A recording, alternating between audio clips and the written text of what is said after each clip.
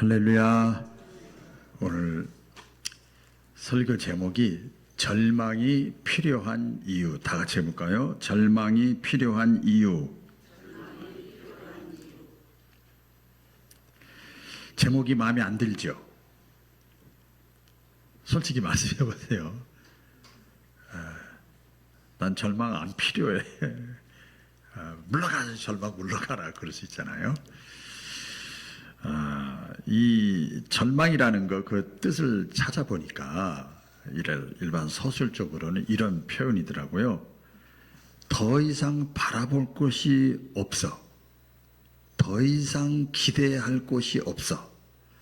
더 이상 의지할 데가 없어. 그래서 희망이 끊어져 버린 상태. 이게 절망이래요. 철학적으로도 표현을 해볼까요? 보면 극한 상황에 사람이 살다가 극한 상황의 직면에 만났을 때 나 다 할 수 있는 줄 알았는데, 충분히 내가 해왔는데 지금까지 자신의 유한성을 느끼는 거예요. 유한성을 느끼고, 그리고 내가 이 정도밖에 안 되나. 그래서 허무성을 깨달을 때 정신 상태가 멘붕이 오는 거예요. 이게 절망의 상태라. 그렇게 표현이 돼 있더라고요. 그런데요, 오늘 서론에 들어가기 전에 이렇게 말씀드리고 싶습니다. 절망에도 하나님의 뜻이 있다. 같이 해볼까요? 절망에도 하나님의 뜻이 있다. 절망에 하나님의 뜻이 있다는 거예요. 이것은 우리 신앙인들의 고백이에요. 신앙인들의 믿음이기도 하고 신앙인들의 확신이기도 해요. 살면서 제가 자주 쓰는, 그냥 흔히 하는 얘기로, 죽지 않고 살아있잖아. 지금 굉장히 절망 가운데 있을 때, 근데 하나님은 살아계시잖아. 하나님을 향한 내 마음은 변치 않잖아. 그럼 거기에 뜻이 있는 거예요. 할렐루야. 거긴 뜻이 있어요. 모든 사람들은 누구나 행복한 삶을 살기를 원하잖아요. 여러분, 그런 마음으로 다 이 자리에 나와 있고 일주일 동안 피 터지게 살으셨을 거예요. 기쁜 일만 있기를 원하고 건강하기를 원하고 형통하기를 원해요. 그래서 좀 믿음이 있다는 사람들은, 신앙인들은 이렇게 기도를 하잖아요. 이때 하나님, 이 어려움이 빨리 지나가게 해주십시오. 이 고난을 더 이상 너무 힘들어요. 또 고난이 물러가게 하시고 다시는 오지 않게 해주세요. 그렇게 기도하잖아요. 그 내용은 뭐 다양하죠. 영육 간의 모든 것에 있어서. 그런데 어떤가요? 우리 인생을 이렇게 뒤돌아보면 하나님은 이렇게 고속도로 확 뚫리고 탄탄대로로 형통한 길로 인도하지를 않아요. 때로는 도대체 나는 이해가 안 된다니까. 내가 뭘 잘못했어요? 내가 무슨 죄가 있어요? 이렇게 이해할 수가 없는 거죠. 이해할 수 없는 고난이 다가올 때가 있고, 그리고 그냥 몇 날 며칠 겉에 눈물로 속에 눈물로 눈물의 골짜기를 막 헤매는 것처럼 자살할 용기는 없고 그렇게 살아가는 그런 또 상황을 만날 수도 있어요. 기도는 고난이 물러가게 해주시옵소서, 어려움이 지나가고 어려우지 않게 해주시옵소서, 그렇게 했지만 그런 것들이 있어요. 여러분, 지금 제가 천천히 말씀드리는데 아마 나름대로 이렇게 다 지나간 세월이 파노라마처럼 흘러갈 거예요. 때로는 모든 것이 다 끝난 것 같아. 아까 절망의 표현을 얘기했던 것처럼 아무 희망이 없어. 그 절망의 자리, 이제 절망이야. 절망. 그것까지 우리 삶이 그런 걸 이렇게 경험하게 되더라고요. 왜 그럴까? 여기서 이런 걸 경험을 하게 되면은요, 많은 사람들이 방황을 합니다. 방황을 하고, 그 다음에 하나님에 대해서 의심하고요, 갈등을 하고, 막 흔들리는 거죠.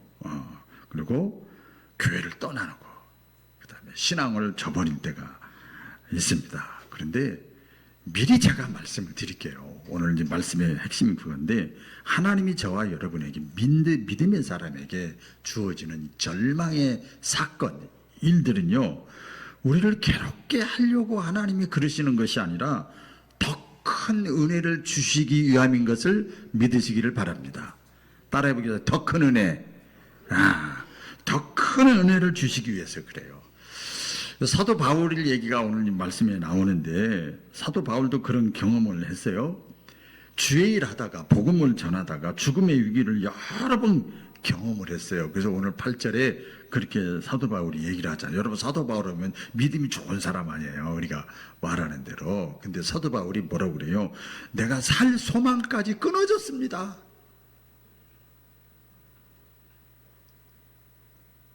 사도 바울이 그런 기도를 다 했어? 그런 마음이 있었어? 내가 살 소망까지 다 끊어졌습니다.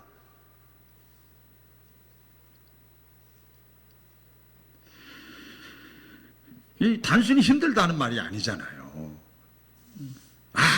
이제 다 끝났구나. 이래서 사람이 죽는 건가 보다. 이래서 폐인이 되는가 보다.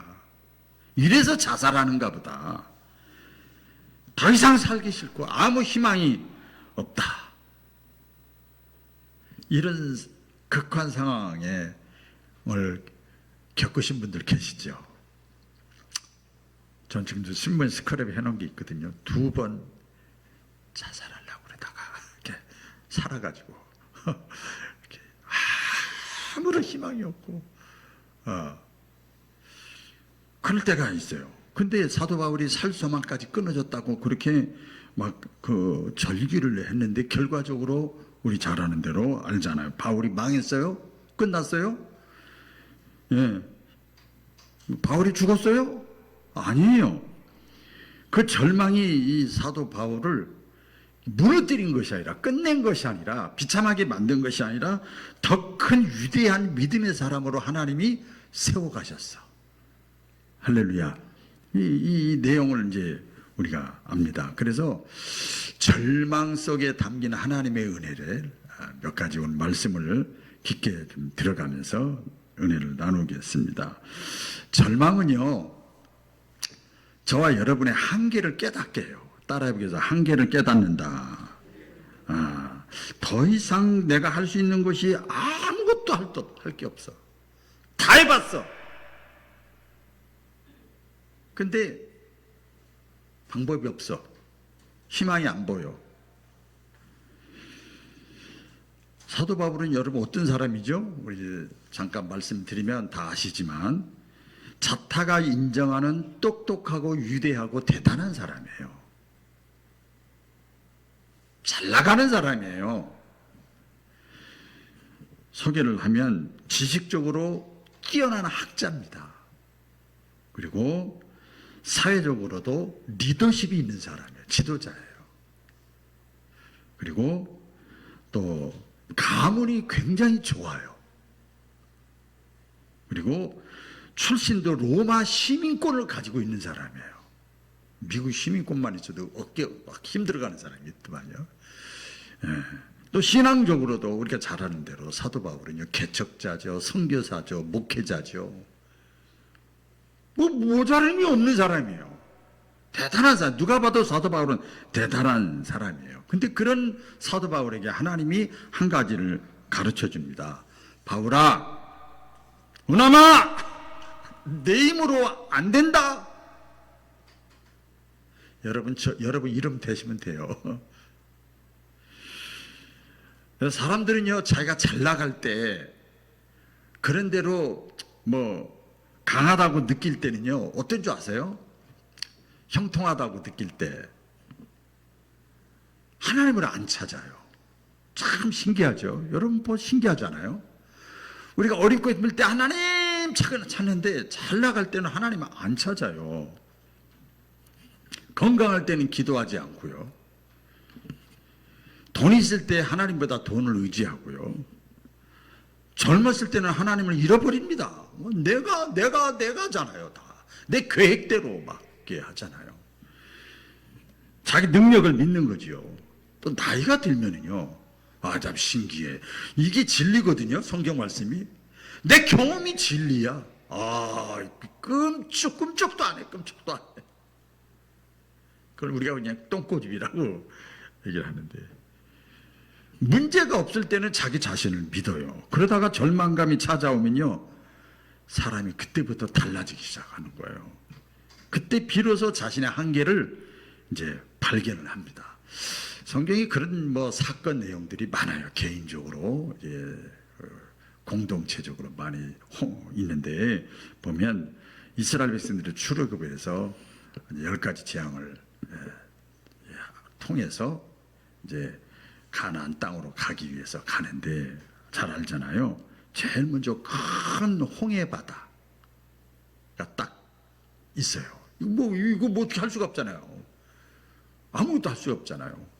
그 앞에 홍해가, 뒤에는 애국 군대가 막 따라오고 도망갈 길이 없어요. 애국 군사들하고 싸울 힘도 없어요. 능력도 없어요. 아무것도 없어요. 그때 이스라엘 백성들이 했던 게 뭔지 아세요? 성경에 보면 아우성했어요. 아우성. 원망하고 불평하고 막 모세 죽인다 그러고 막 절규하고 막 좌절 가운데 있었어요. 그때 하나님께서 홍해 바다를 쫙 갈라놓으셨어요. 우리 다 아는 내용이잖아요. 그러니까 그 자세한 내용은 다 말씀 안 드려도 알잖아요. 그 사건을 이스라엘 백성들이 목도한 다음에 하나님을 막 찬양하기 시작하는 거예요. 하나님이 살아계시네요. 쉽게 말하면 짧은 순간이지만 믿음이 생긴 거야. 믿음이 생긴 거예요. 그래서 모든 기적에는요, 여러분, 개인과 또 가정과 국가와 교회 다 마찬가지. 이 하나님이 하는 일은 기적이고, 우리가 볼 땐 기적이고, 하나님은 하나님의 일이지만, 모든 기적의 목적은 믿음을 심어주기 위한 것이지, 그 이스라엘 백성들이 잠깐이지만 하나님에 대한 찬양 감사하고 하나님을 신뢰하고 높여 드렸어요. 지금 우리 가운데, 여러분 가운데 이 문제는 내 힘으로 안 됩니다, 이런 마음이 있는 사람이 있을 거예요. 두 종류의 사람이 있어요. 나 지금 잘 나가고요, 내 계획대로 잘 되고요, 나 잘 순탄하고요, 다 괜찮습니다. 그런 사람은요, 예방주사 맞는다 생각하시고 절망의 이유를 깨달으시기를 바라고, 내가 정말 힘들어. 한 사람이 누군지 모르겠어요. 저는 한 사람인데 이 문제는 도저히 내 힘으로 안 됩니다. 힘듭니다. 절망 가운데 있습니다. 그게 그 물질의 문제, 건강의 뿐이겠어요. 여러 가지가 있겠죠. 그때 여러분, 그때 그 상황이 내가 믿음이 생길 수 있는 기회인 것을 믿으시기를 바랍니다. 그때 믿음이 생기는 거예요. 우리 다 체험하셔서 아시죠? 근데 절망은요, 하나님만 의지하게 만들어요. 따라해 보겠습니다. 하나님만 의지하게 만든다. 오늘 절망의 상황에서 사도 바울이 뭐라고 그랬어요? 오늘 9절에 보니까 이 절망의 상황은 이는 그랬잖아요. 이는 뭐라고 그래요? 우리로, 나로, 여러분으로 자기를 의지하지 않고, 지금까지 누구를 의지했어요? 나를 의지했다니까요. 사도 바울이 아까 잘 나가는 사람이었잖아요. 얼마나 머리가 멍석한 사람인지 몰라. 이제 이 절망의 상황 속에서 이제는 자기를 의지하지 않고 오직 죽은 자를 다시 살리시는, 따라해 보겠어요? 죽은 자를 다시 살리시는, 이거는 무에서 유의 창조예요. 불가능이 없는 거예요. 죽은 자를 앞에 형용사가 붙잖아요. 죽은 자를 다시 살리시는 하나님만 의지하게 하려 함이라. 이 절망의 상황을 준 이유는 사도 바울이 깨달은 거예요. 나를 의지하지 않고 죽은 자를 다시 살리시는 하나님만 의지하게끔 하려고 하나님이 절망의 상황을 주셨구나. 이걸 깨달은 거예요. 여러분, 그 깨달음이 너무나 중요해요. 그래서 이 절망의 이유를 깨닫는데 이런 거죠. 이 고난, 어려움이 자체가 목적이 아니구나. 하나님께서 나를 더 크게 쓰시려고, 하나님께 더 가까이 하게 하려고, 하나님만 의지하게 하려고, 하나님과 친밀하게 하려고 하는 과정이구나, 과정. 그걸 알면은요, 너무나 감사해요. 그래서 우리 남자 아들이 군대 가서 막 훈련받고 막 어머니가 울다가 나중에 그걸 알면은, 야, 저래서 군인 되고 남자가 되는 거야. 그러면 과정인 줄 알면은요, 이게 고난 속에서도 아이고 얼마나 고생해요, 막 훈련하고, 그래도 이게 마음이 평안이 찾아오잖아요. 그래서 찬송가에 보면 제가 참 많이 불렀어요. 여러분도 많이 불렀을 거예요. 이 풍랑 인연하여서, 그 다음에 어떻게 한다고요?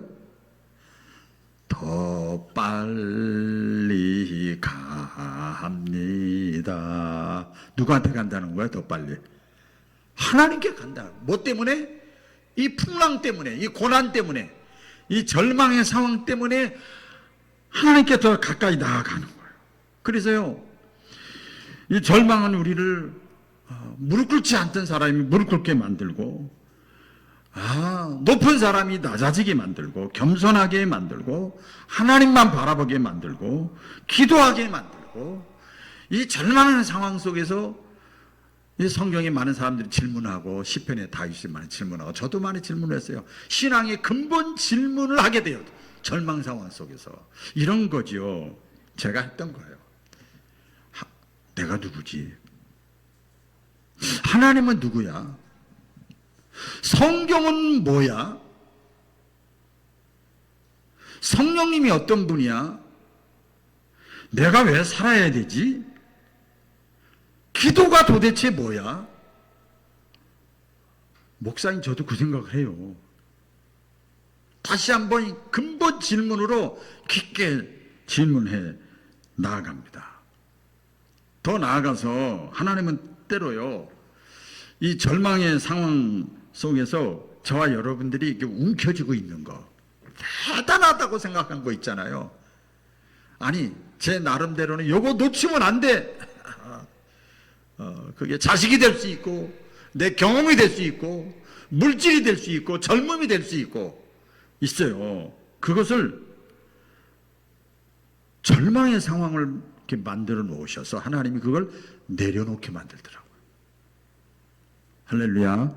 하나님은 내려놓게 만들어요. 여러분들이, 저와 여러분이 붙잡고 있는 것이 있잖아요. 그 재물이고, 건강이고, 젊음이고, 경험이고, 사랑하는 사람이고, 그렇죠? 그걸요, 다 내려놓게 만들어요. 그리고 어떻게 해요? 하나님만 의지하게 하려 하십니다. 할렐루야. 사도 바울이 고백한 것처럼 하나님만 의지하게 만드는 거예요. 우리 한나라는 구약에 그 있잖아요. 아이가 없어가지고 무시당하고, 죄인 같고, 집에서도 인정받지 못하고 천대받고, 그래서 매 성전에 나와서 이 한나가 했던 게 뭔지 아세요? 기도했어요. 자기가 할 수 있는 건 기도밖에 없어. 지금 생각하니까 저희 어머니 말씀이 맞더라고요.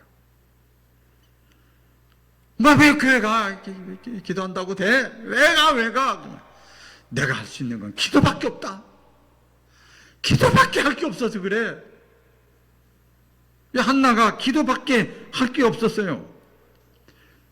그 사람들은 몰라. 저도 그 자식된 돌이라서 보니까 몰라. 되게 편안한 집에 누워있지. 그래, 주일날하고 수요일날 공예배만 참여해도 100점인데 무슨 소리야. 저렇게 가고 있어. 얼마나 답답하면. 사람은 몰라주는데요, 자식도 모르더라고요. 남편도 몰라요.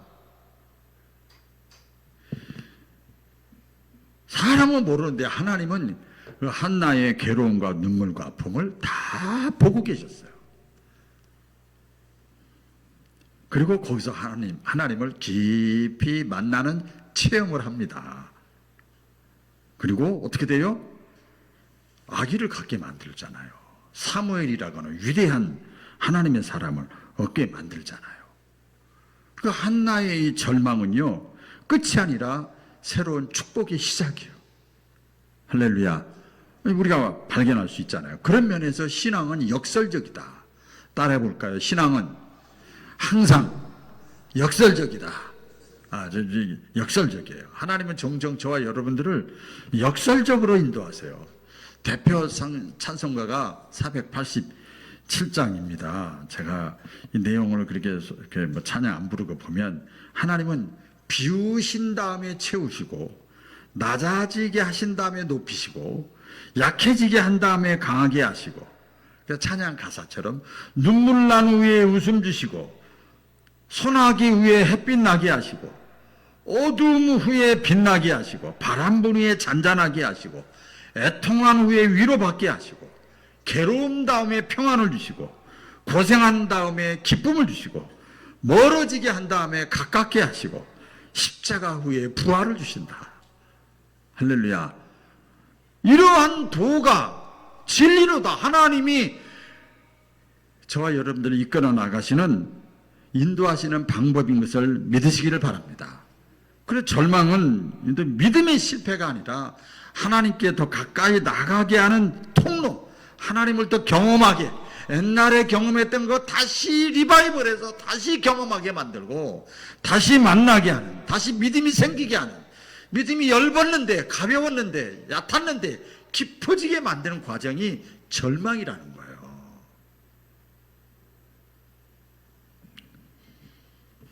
그래서 절망은요, 그런 과정을 통해서 하나님 대신 하나님의 능력을 경험하게 만들어. 따라해 보겠습니다. 절망은 하나님의 능력을 경험하게 한다. 자, 오늘 여기 10절에 보면 사도 바울이 또 고백하는 겁니다. 그가 이같이 큰 사망에서, 이 절망의 상황이죠. 사망에서 우리를 건지셨고 또 건지실 것이며 이후에도 건지시리라. 그러니까 사도 바울이 절망 중에서 세 가지를 지금 선언하는 거예요. 야, 이 선언이 무서워요. 이제 여러분 믿든 안 믿든 여러분 자유야. 세 가지를 선언하는데 반복해서 하는 얘기입니다. 건지셨다. 따라해 보겠습니다. 건지셨다. 건지신다. 건지실 것이다. 자, 뭐가 딱 와닿는 게 없어요? 건자만 들어가는데 뒤에가 좀 틀리죠. 건지셨다. 이건 과거의 은혜야. 건지신다. 지금도 임마누엘로 현재의 은혜로 함께 하시는 거예요. 건지실 것이다. 이건 뭐예요? 앞으로 미래의 은혜를 말씀하고 있는 거예요. 이게 사도 바울이 깨달은 거예요. 여러분, 우리가 모든 기독교인들이 또 많은 고난의 과정을 겪고 이런 걸 깨달은 분들이 고백하는 것, 사도 바울이 고백한 것처럼 내가 확신하노니. 로마서 8장 28절이잖아요. 뭐예요? 하나님을 사랑하는 자, 그 뜻대로 부르심을 입은 자들에게는 모든 것이 합력하여 선을 이루느니라. 할렐루야. 모든 것이 뭐예요? 이해하지 못할 사건, 어려움, 고난, 아픔, 시련, 괴로움. 근데요, 사람이요, 기도 제목이 다 다르겠지만 병석에서 죽기 전이라도 주님 만나게 하시더라고요. 절대 실망할 일이 아니더라고요. 서로 모든 것들이 서로 엮어져 가지고 결국은 하나님의 능력을 경험하게 만드는 거예요. 이런 체험이 있기를 주의 이름으로 축원합니다. 하나님이 하나님 되는 거예요. 하나님이 살아계시구나. 하나님이 함께 하셨구나. 과거에 함께 하신 하나님 지금도 함께 하시고 앞으로도 함께 하실 거야. 여러분, 또 요셉의 얘기를 안 할 수가 없잖아요. 구약의 요셉, 형들에게 팔려가고 노예가 되고 억울하게 감옥에 갇히고, 뭐 간단하게 말씀드렸지만 절망이잖아요. 가장 믿었던 사람, 가깝게 있던 사람, 신앙으로 살려고 했는데 오해받고 모함당해가지고 감옥에 갇혀있고 아무런 대책이 없고. 근데 하나님은 그 절망의 모든 상황들을 다 엮어서 사용하셔서 어떻게 해요? 애굽의 총리로 만들었어요. 할렐루야. 애굽의 총리로 만들었잖아요. 그 나중에 요셉이 형들이 이제 왔잖아요. 이제 흉년 당해가지고 형들이 왔을 때 그 형들에게 얘기를 하잖아요. 형들이 죽었다 이제. 우리가 팔아먹었어요. 다 죽었어. 끝났어. 야, 요셉이 총리야. 알고 봤더니 죽었어. 그렇게 하고 있는데 요셉이 그때 뭐라고 그럽니까? 형들은 나를 해하려고 했지만 하나님은 그 모든 것을 선으로 바꿔놓으셨습니다. 할렐루야. 바꿔놓으셨습니다. 그러니까 하나님은 모든 절망의 상황도 전화위복으로 바꾸시는 하나님인 것을 믿으시기를 바랍니다. 네. 우리의 삶도 똑같아요. 지나고 보니까 그 일이 있어서 내가 하나님께 나아가게 됐구나. 그 병이 있어서 내가 기도하게 됐구나. 그 사망의 음침한 골짜기에 있어서 내가 내려놓게 됐구나. 그 실패가 있어서 내가 겸손해지게 됐구나. 그 위기가 있어서 내 가정, 내 자녀들이 살아나게 됐구나. 그렇게 고백하는 경우가 있잖아요. 당시에는 물론 당연히 이해가 안 가요. 그러나 시간이 지나고 나서 보면 모든 것이 하나님의 은혜고 하나님의 손길이에요. 그래서 이제 말씀을 이렇게 마무리할 때 절망 속에서도 저와 여러분들은 소망의 사람이 되시기를 주의 이름으로 축원합니다. 믿음의 사람에게 또 하나 필요한 것이 있는데 소망이요. 하나님 살아계셔. 하나님 다 보고 계셔. 하나님은 능력이 있어. 하나님은 과거, 현재, 미래를 다 주관하시는 분이야. 그런 믿음이 다 내 마음속에 있어. 그럼 하나님을 소망 삼고 하나님을 바라보는 거예요. 끝까지 하나님을 의지하는 거예요. 그러면요 기다리게 돼. 그리고 불평하지 않아. 행악자를 인하여 불평할 필요도 없어. 조용히 기다리고 잠잠히 참고 기다리고 그리고 세상이 주지 못하는 평안이 찾아와. 그리고 담대해지게 돼요. 불평이 사라져요. 여기에도 하나님의 뜻이 있겠지. 따라해보겠어요. 여기에도 하나님의 뜻이 있다. 그래서 선포합니다. 하나님은 저와 여러분에게 절망은 하나님의 새로운 시작이에요. 만약에 나에게 절망적인 상황이 아니라고 하면 하나님께 더 가까이 나아가시고 절망의 상황이 있으면 하나님을 더 의지하시기를 바랍니다. 오늘 이 말씀으로 우리 과거에도 현재에도 미래에도 영원토록 하나님이 하나님 되심을 여러분들이 다시 간증거리로 살아갈 수 있기를 주의 이름으로 축복드립니다. 기도하겠습니다.